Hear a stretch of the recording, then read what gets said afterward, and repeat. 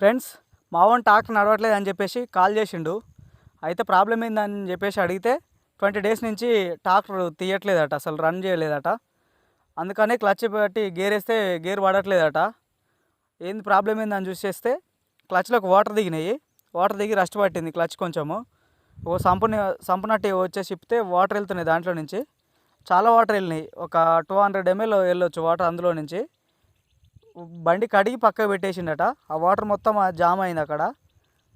కట్టెపుల్లతోటి అటు ఇటు అంటే వచ్చేసినాయి వాటర్ మొత్తము. చూడండి ఎంత వస్తున్నాయి. ఇంకా ఆ వాటర్ మొత్తం వెళ్ళిపోయిన తర్వాత సైడ్కి 10 సైజు నట్లు ఉంటాయి, అవి ఒక నట్లు తీసేసి పెట్రోల్ తోటి ఫ్రెష్ చేసినాం మొత్తము. ఫ్రెష్ చేస్తే అలా కూడా కాదు, ఒక హాఫ్ అన్ అవర్ అట్లనే ప్రెస్ చేయంగా ఫ్రీ అయింది. ఫ్రీ అయ్యి బండి మూవ్ అయిపోయింది. మీ ట్రాక్టర్ కూడా ఇలా ట్రబుల్ ఇస్తే ఇలా చేయండి, ఫ్రీ అవుతుంది. ఈ ట్రాక్టర్ వచ్చేసి సోనాలికా 745. ఓకేనా? Bye friends.